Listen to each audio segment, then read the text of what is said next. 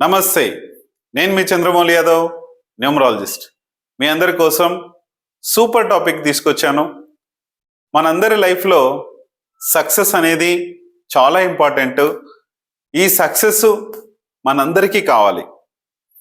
అది ఎలా ఉండాలి అసలు? సక్సెస్ ఏంటి సార్? ఎక్కడ సక్సెస్ ఉంది సార్? మేమంతా ప్రాబ్లమ్స్ ఎదుర్కొంటున్నాం సార్ అంటే ఫస్ట్ చెవిటి వాళ్ళలా ఉండాలి. కొన్ని రీజన్స్ ఉన్నాయి. ఈ రీజన్స్ కూడా మీకు తెలియజేస్తాను. చూసుకొని ముందుకెళ్దాం. ఓం శ్రీ దత్తాత్రేయ స్వామిని నమః. మీ అందరికి కూడా దత్తాత్రేయ స్వామి యొక్క కృప కలగాలి, హ్యాపీగా ఉండాలి, సంతోషంగా ఉండాలని కోరుకుంటున్నాను. అలాగే మీరు ఈ వీడియో ఎక్కడి నుంచి చూస్తున్నారు, మీరు కూడా దీంట్లో కాంటెస్ట్ లో పాల్గొనవచ్చు. మీ పేరు, మీ యొక్క ఊరి పేరు, మీ యొక్క డిస్ట్రిక్ట్ నేమ్ కింద కామెంట్ సెక్షన్ లో ఖచ్చితంగా పెట్టండి. ఎటువంటి సమస్య ఉన్నా కూడా మీ సమస్యను పెట్టండి. అలాగే నాకు సులభంగా, వేగంగా, ఆనందంగా నా లక్కీ అకౌంట్ నంబర్లోకి 15 లక్షల రూపాయల డబ్బు ప్రతిరోజు వస్తున్నందుకు విశ్వానికి డబ్బుకి చాలా చాలా చాలా చాలా కృతజ్ఞతలను తెలియజేస్తున్నానని చెప్పేసి కూడా ఒక కామెంట్ చేయండి.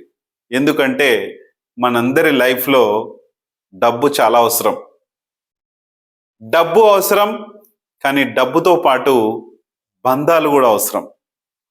ఇది ఖచ్చితంగా చూసుకొని ఫాలో అవ్వండి. ఖచ్చితంగా ప్రతి ఒక్క వ్యక్తి కూడా కేర్గా ఉండండి. ఈ రోజుల్లో యాక్సిడెంట్స్ ఉట్టిగానే అలా జరిగిపోతున్నాయి.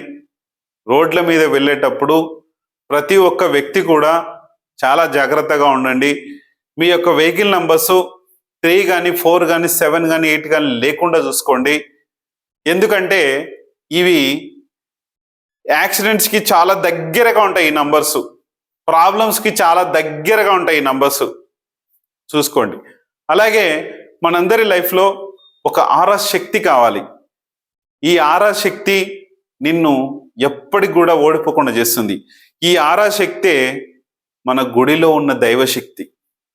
ఈ దైవశక్తి మనకు ఉండడం వలన పవర్ఫుల్గా మారుతాం. ఇది ఎలా మారుతుంది? రకరకాలు ఉన్నాయి. మన దగ్గర అయితే కుబేర రాడ్స్ ఉన్నాయి. డే 1 నుంచి మీకు ఒక ఆరా శక్తి, ఒక దైవ శక్తి అనేది స్టార్ట్ అవుతుంది. మీ ఇంట్లోని దైవం చాలా పవర్ఫుల్గా తయారవుతారు. మీరు చాలా పవర్ఫుల్గా తయారవుతారు. దానికి మించిన శక్తులు చాలా ఉన్నాయి. అవి వచ్చే అటాక్ కూడా చేస్తాయి. అది ఏమున్నా మనం చూసుకుంటాం, ప్రాబ్లం లేదు, నో టెన్షన్. నెక్స్ట్, మనందరి లైఫ్కి ఒక మంచి మొబైల్ నంబర్ కావాలి.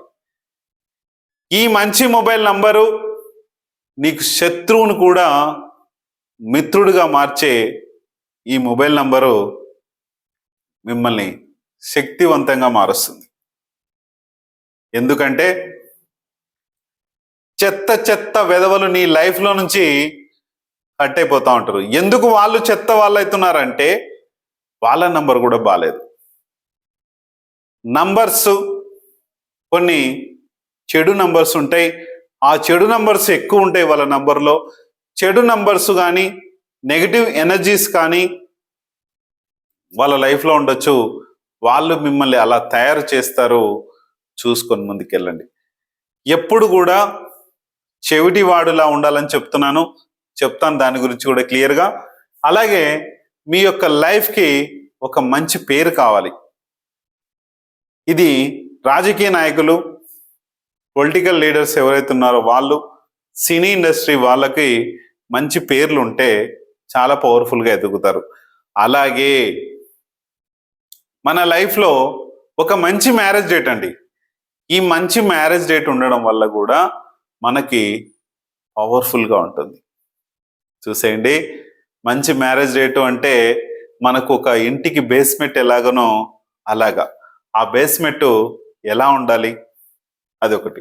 నెక్స్ట్, మనందరికీ ఒక మంచి మ్యారేజ్ డేట్ అని చెప్పాం కదా. మీ మ్యారేజ్ డేట్ బాగాలేకపోతే మిమ్మల్ని అల్లకొల్లలు చేసి మీ జీవితం మొత్తం నాశనం చేస్తుంది. అది 19 ఏప్రిల్ 2026న ఒక మంచి మ్యారేజ్ డేట్ చేయబోతున్నాం. రిజిస్ట్రేషన్ చేసుకొని మీ మ్యారేజ్ డేట్ మార్చుకోండి. మీకు ఏది ఉన్నా సరే ప్రాబ్లమాటిక్ ఉంటే కనుక ఖచ్చితంగా కన్సల్టేషన్ తీసుకోండి. చాలా తక్కువ రేట్ ఉంటుంది. ఈ కన్సల్టేషను మీరు ఊహించనంత తక్కువలో ఉంటుంది. అయ్యో ఇంతగానం చెప్తున్నాడు ఏంటి సార్, సార్ సరిగా చెప్పడేమో అంటే ఫుల్ క్లారిటీ ఇస్తాం మీకు. ఫీజు తక్కువనో ఎక్కువనో కాదు ఇక్కడ. ఫీజు కడితే దానికి ఒక వాల్యూ ఉంటుంది. మా గురువు గారు గుండెల మీద ప్రమాణాలు చేసి చేపించారు, ఫీజు లేకుండా చెయ్యకు అనేది. ఎందుకంటే డబ్బు లేనిదే వస్తువుకు వాల్యూ ఉండదు కాబట్టి కంపల్సరీ తక్కువ ఫీజు పెట్టాను, చూసుకొని చేసుకోండి. అలాగే 19 ఏప్రిల్ ఒకటి, 19 ఆగస్ట్ ఉంది. మీకు ఏది ఇష్టమో చూసుకొని, మీ టైమింగ్స్ ఎట్లా ఉన్నాయో చూసుకోండి. మీ దరిద్రాన్ని తొందరగా వదిలించుకోండి. ఒక ఫోన్ నంబరు, ఒక ఆరాశక్తి పవర్, ఒక మ్యారేజ్ డేట్, ఇవి చాలా అవసరం, చూసుకోండి. నెక్స్ట్ మనందరి లైఫ్లో చెవిటి వాడిలా మనం ఉండాలి. ఒకానొక దేశంలో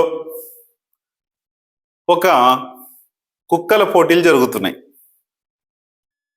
తర్వాత గుర్రాల పోటీలు, ఆ తర్వాత నక్కల పోటీలు, ఆ తర్వాత పులుల పోటీలు, ఆ తర్వాత సింహాల పోటీలు. ఇట్లా ఇవన్నీ పోటీలు జరుగుతూ ఉన్నాయి. కప్పల పోటీలు కూడా జరుగుతున్నాయి. ఇది మీరు వినే ఉంటారు. అయితే చూడండి, ఫస్ట్ నక్కలకి పోటీలు పెట్టారు. ఈ నక్కలకి పోటీలు మీరందరికీ తెలుసు, గుంట నక్కలని తెలుసు, అది ప్లాన్ వేస్తే వాడు నాశనం అయిపోతాడని తెలుసు. కొంతమంది నక్కలతో పోలుస్తారు, కొంతమంది నక్కతో ఒక తొక్కినట్టు అనేసి చెప్తుంటారు, అదృష్టంగా భావిస్తారు. కొంతమంది గుంట నక్కల్లా ఉండకురా, నక్కలా ఉండకురా, అది అన్ని చాడీలు చెప్తుందని, అది మోసందని చెప్పేసి దాని గురించి ఆలోచిస్తుంటారు. ఇలాంటి నక్కల పోటీ ఫస్ట్ జరిగింది. ఈ నక్కల పోటీలో ఏమేమి వాళ్ళు టాస్కులు ఇచ్చారంటే, ఇక్కడ ఒక 10 నక్కల్ని పెట్టారు పోటీకి. అంటే ఏ నక్క అయితే గెలుస్తుందో దానికి ఒక మంచి ప్రైజ్ ఇస్తారు. అక్కడ దూరంగా ఒక 1/2 కిలోమీటర్ తర్వాత ఒక 10 అడుగుల గుంత తీసి ఇలా వాటర్ పోసి పెట్టారు. ఇట్లా వెడల్పు పెట్టి దుంకితే అది పడాలి, లేకుంటే నీళ్ళలో పడిపోవాలి. ఇక్కడ చాలా మంది జనాలు ఉన్నారు. అరే అక్కడేమో 1/2 కిలోమీటర్ తర్వాత ఒక గుంత తీశారు, ఆ గుంతలో ఇవి పడిపోతే చనిపోతాయి అని చెప్పేసి పక్క వాళ్ళు అనుకుంటా ఉన్నారు. ఈ 10 నక్కలలో అన్ని వినుకుంటూ పరిగెత్తుకుంటూ వెళ్ళిపోయినాయి. కానీ ఒక నక్క ఆ నీళ్ళ దగ్గరికి వెళ్ళేసరికి అన్ని ఆగిపోయినాయి. ఒక నక్క మాత్రం దూకి అవతలికి విన్ అయిపోయింది. ఎందుకంటారు? సమాధానం లాస్ట్లో చెప్తాను. నెక్స్ట్ మనకి గుర్రాల పోటీలు. గుర్రాల పోటీలు కూడా జరుగుతున్నాయి. ఈ గుర్రాల పోటీలకి ఒక 20 కిలోమీటర్లు అట్లా పెట్టారు. 20 కిలోమీటర్ల తర్వాత ఒక ఇసుక పెట్టారు. అంటే బాగా ఆ ఇసుకలో జస్ట్ కాలు పెడితే పడిపోతారు, అంటే ఇరుక్కబోతారు.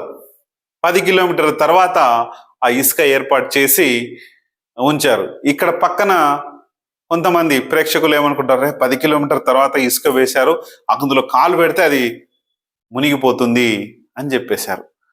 ఇక్కడ ఏదైతే గట్టితనం ఉన్న వరకు అలా వెళ్ళి అక్కడ ఇదైపోతుందో, ఆ సైడ్ కూడా వెళ్ళడానికి కుదరదు, ఇవి చనిపోతాయి, అక్కడికి వెళ్ళంగానే ఇరుక్కపోయి లోపల పడిపోతాయి అని చెప్పేసి పక్కన వాళ్ళు అన్నారు.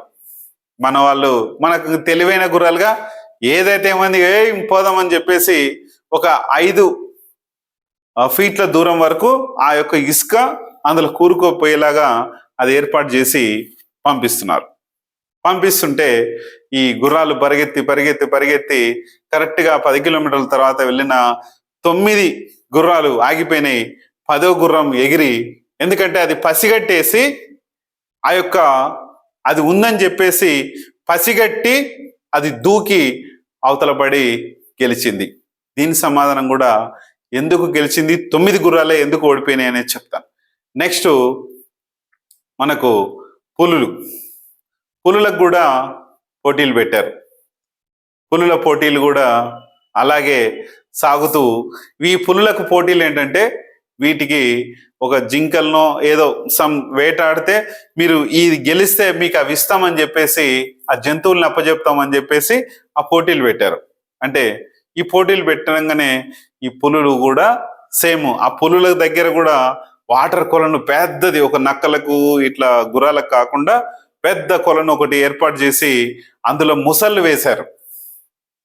ముసళ్ళు వేసి దాంట్లో పడితే ఈ పులులన్నీ ఆ ముసళ్ళు తినేస్తాయిరా అని చెప్పేసి పక్క వాళ్ళు అనుకుంటా ఉంటే ఈ 10 ఇనేసి సరే ఏదైతే ఏమైందని చెప్పేసి అక్కడి వరకు దాదాపు ఒక 5-6 కిలోమీటర్ల వరకు పరిగెత్తిన తర్వాత అవి చూసేసరికి దానిలో అది పరిగెత్తి చూసేసరికల్లా పసిగట్టి ఒకటి ఎగిరి అవతల పడ్డది.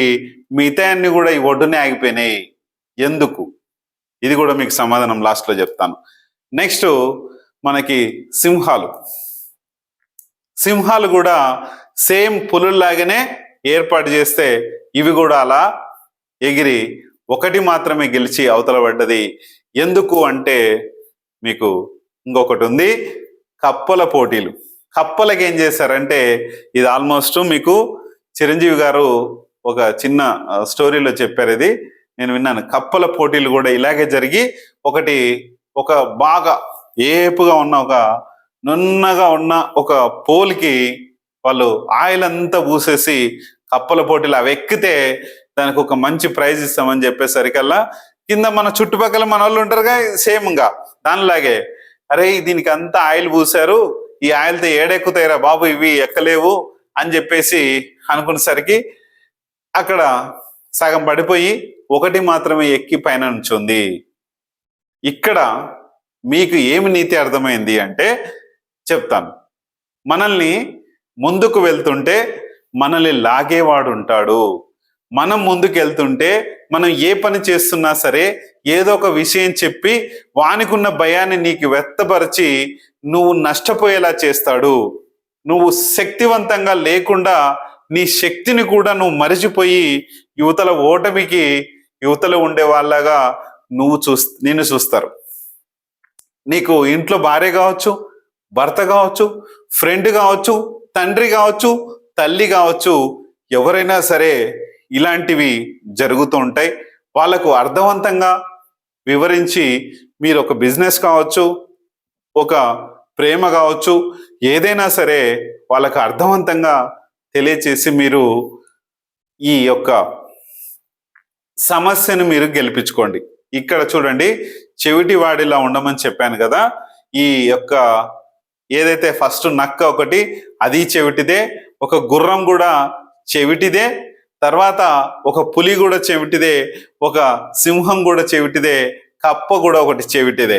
ఈ చెవిటి వాడిలా ఉండడం వలన ఆ పక్క వాళ్ళు చెప్పేటివన్నీ కూడా ఈ నక్క గాని, గుర్రం గాని, పులి గాని, సింహం గాని, కప్ప గాని వినలేకుండా అవి గమ్యాన్ని చేరుకొని ఏదైతే అక్కడ ఉందో సమస్యని పసిగట్టి దాని మేధస్సుతో అది ఎగిరి అవతల పడ్డది. ఏవైతే మనుషులు మాటలు చెప్పి విన్నారో వీళ్ళు ఇక్కడే ఆగిపోయారు. అంటే మనిషి చెవిటివాడిలా ఉంటే మీకు ఎంత లాభమో చూసుకొని నేర్చుకోండి. ఇలాంటి సమస్యలు, ఇలాంటి ఇబ్బందులు మీకు కూడా ఎదురైతే కనుక ఖచ్చితంగా కింద కామెంట్ చేయగలరు. థ్యాంక్ యూ మీ అందరికీ.